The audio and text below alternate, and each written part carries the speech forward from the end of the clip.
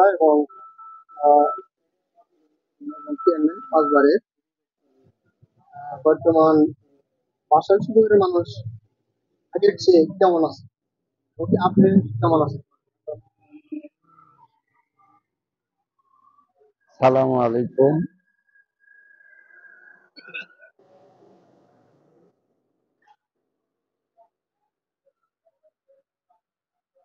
আসলে ভালো রাখার মালিক আল্লাহ।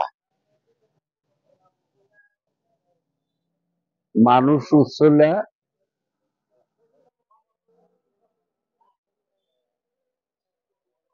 গত নির্বাচনের পরে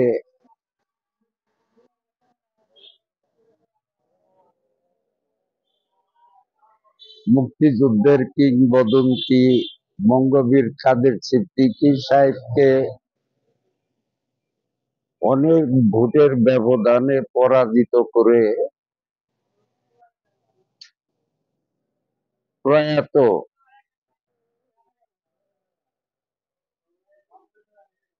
মুক্তিযুদ্ধের সংগঠক সখীপুরে মরহুম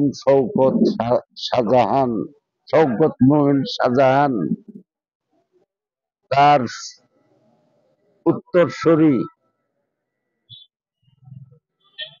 তার সুযোগ্য সন্তান সখীপুর বাসাইলের সংসদ সদস্য অনুপম শাহজাহান জয় নির্বাচিত হয়ে আমার মনে হয় বাসাইল সখীপুরের সকল মানুষকে সে আশ্বস্ত করেছে। আমরা একটা ব্যাপারে এখন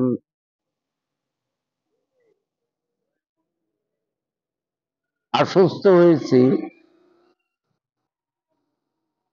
আমাদের মধ্যে দলাদলি কোনো হানাহানি নাই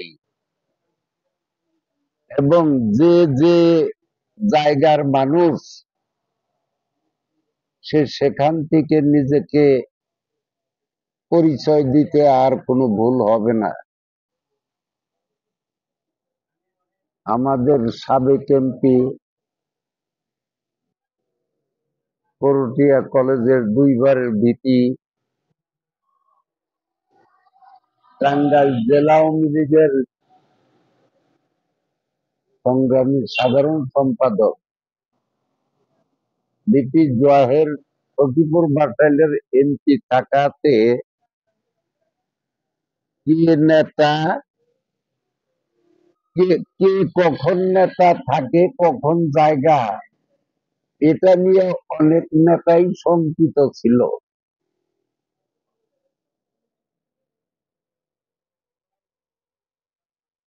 এখন আমার মনে হয় যার যার অবস্থানে ঠিক আছে, ভালো থাকতে পারবে। অনুপম শাহজাহান জয় একজন সাদা মনের মানুষ। আমাদের বিশ্বাস তার বাবা প্রয়াত জনাব শওকত মোমিন শাহজাহানের যে বাণীটি ছিল তিলোত্তমা সখীপুর, তার জন্য সে কাজ করেছে। সারা সখীপুরে বাসাইলের অনুপম শাহজাহান জয়ও তার বাবার ধারাবাহিকতা বজায় রাখবে। সে সখীপুর বাসাইলের আনাচে কানাচে কাজ করবে, এটা আমরা বিশ্বাস করি।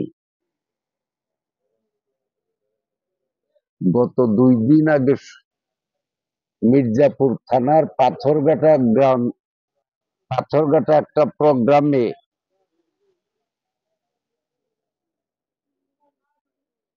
মির্জাপুরের এমপি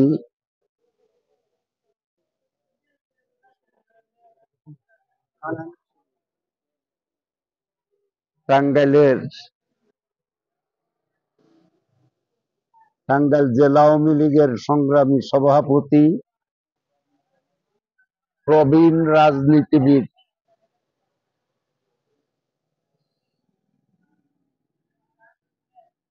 জনাব ফারুক খান সাহেবের সুযোগ্য সন্তান উবা আহমেদ এবং শওকত মোমিন শাহজাহানের সুযোগ্য সন্তান মাননীয় এমপি অনুপম শাহজাহান জয় দুইজন একত্র হয়ে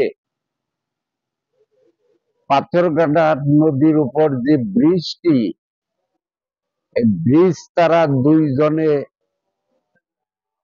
বঙ্গবন্ধুর কন্যা বাংলার প্রধানমন্ত্রী জননেত্রী শেখ হাসিনার কাছ থেকে বলে পাথরঘাটার ব্রিজটি করবে,